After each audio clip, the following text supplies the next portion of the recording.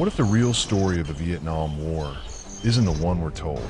War is often remembered through victories, through medals, flags, and heroes. But a war like this leaves behind scars that last long, even after the fighting ends. Not triumph, not glory, only shadows stretching across the jungle, lingering long after the gunfire fades and the weight of everything left behind.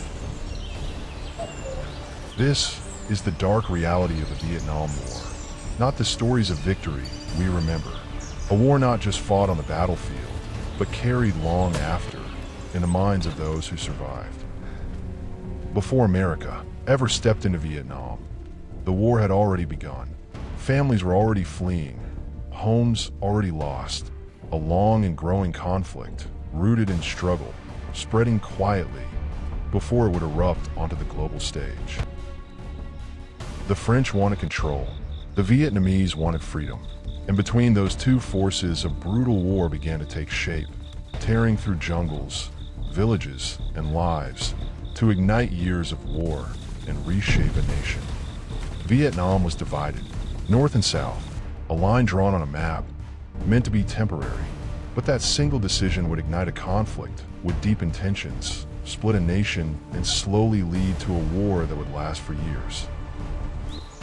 At first, America didn't send soldiers, only advisors, money, and weapons. A quiet involvement meant to guide the war from a distance, but even that was enough to pull them deeper into the war. The enemy didn't fight in the open. They moved like ghosts, hidden in the trees, the shadows, the silence, unseen, unheard, blending into the jungle, striking without warning, and vanishing before anyone could react. Then, everything changed. America entered the war, no longer watching from the sidelines, but stepping fully into the fight. What was once distant suddenly became direct, and the conflict grew louder, larger, and far more deadly.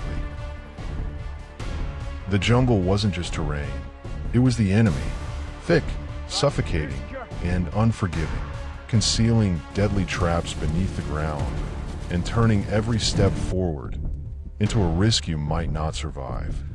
Every step could be your last, the ground beneath you, hiding danger, every movement, a risk you couldn't afford, because in that jungle, danger wasn't always seen until it was too late. Beneath their feet, an entire world existed, a maze of narrow tunnels, silent, suffocating, hidden in darkness, twisting through the earth, where every tunnel led deeper into the unknown. Days turned into weeks, and fear became constant. It settled in, quiet but unrelenting, no longer a moment, but a feeling that followed them everywhere, in every step, every sound, every second. You couldn't tell who was friend or enemy. Faces blurred together, trust was fragile, every moment filled with doubt. And in a place like this, one wrong judgment could cost everything.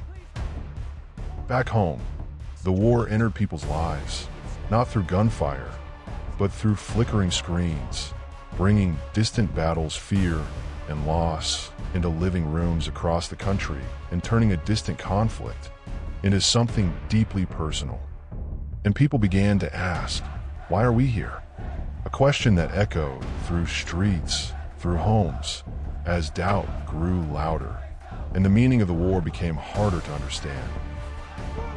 Then came the Tet Offensive, a sudden wave of attacks, bringing the war into the heart of cities across Vietnam and into the open, turning what seemed controlled into chaos overnight.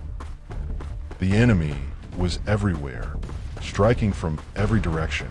No clear lines, no safe ground, blending into the chaos, turning every moment into a fight for survival.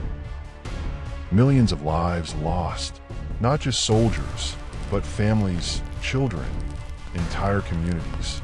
Each one a story, a future, a life that would never be lived. Gone in a war that left scars far beyond the battlefield. Some came home, but never truly returned. Their bodies made it back, but their thoughts, their memories, and the silence they carried were proof the war never left them. America began to leave. Helicopters lifted off, rooftops emptied, crowds watched in desperation as the war they had lived through suddenly felt like it was closing in. And in 1975, it was over. The fighting stopped, the war finally ended, but the scars it left behind would last for generations. But the scars remained, not just on the land, but in the minds of those who lived it, and in the silence they carried long after the war was gone. War doesn't just change nations, it changes people. It follows them home, lives in their thoughts, their memories, and stays with them forever, because even when the war ends, for some, it never truly does.